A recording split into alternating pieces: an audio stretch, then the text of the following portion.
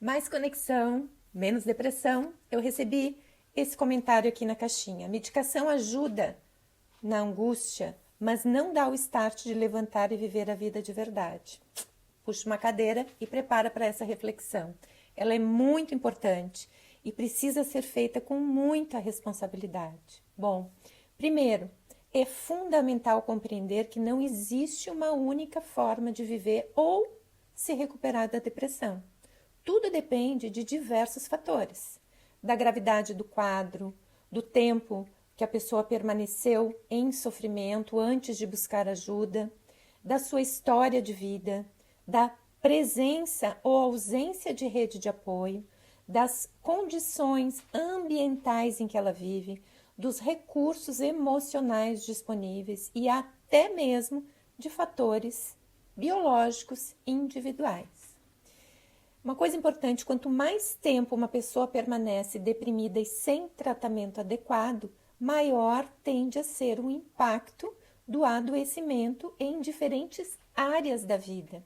Por isso, a busca precoce por ajuda ela é tão importante. Em muitos casos, não estamos tratando apenas os sintomas, né? Os sintomas que aparecem atuais, mas também meses ou anos de sofrimento acumulado. E isso influencia diretamente o tempo que vai levar para recuperar ou para a remissão dos sintomas. A medicação ela pode ser uma ferramenta extremamente valiosa. Ela pode diminuir a intensidade da angústia, melhorar o sono, reduzir a ansiedade, favorecer a concentração e ajudar o cérebro a recuperar parte do seu funcionamento. Mas existe algo, gente, muito importante que nem sempre é compreendido. A medicação possui uma janela de ação. Ela atua dentro de determinados limites biológicos. Ela não consegue, sozinha, reconstruir, por exemplo, relacionamentos rompidos. Ela não consegue elaborar um luto. A medicação ela não resolve conflitos familiares. Ela não cria um propósito de vida. Ela não substitui vínculos e não devolve o sentido à vida por conta própria. Ela pode criar condições para que a pessoa volte a acessar recursos internos e externos que estavam comprometidos pelo adoecimento.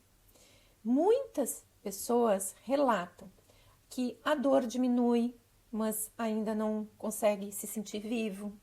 E isso pode acontecer porque a recuperação da depressão, ela envolve mais do que a remissão dos sintomas. Ela envolve reconstrução da própria existência. E isso é fundamental. Também é importante dizer algo que nem sempre é falado.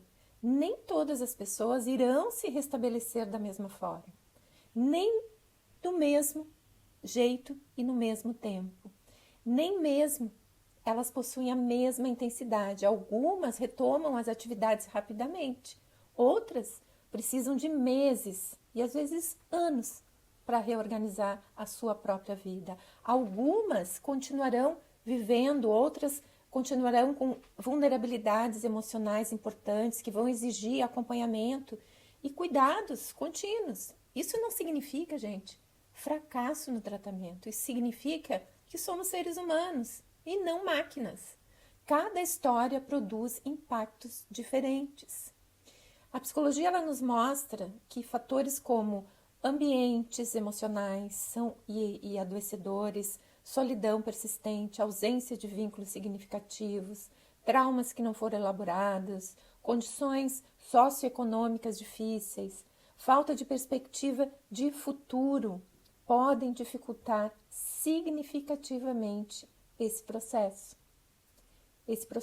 para se recuperar. Por isso, tratar a depressão não é apenas tratar um cérebro, é olhar para a pessoa, para a sua história e o contexto em que ela vive hoje.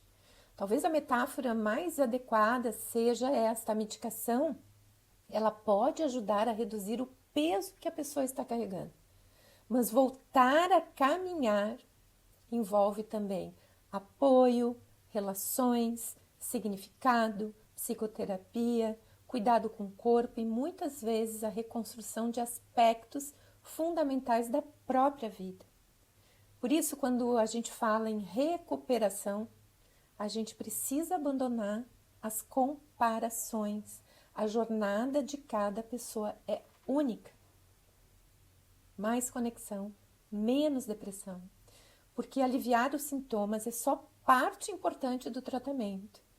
Mas a verdadeira recuperação, ela acontece quando a pessoa encontra condições para voltar a se conectar consigo mesmo, com os outros e com aquilo que dá sentido à sua existência.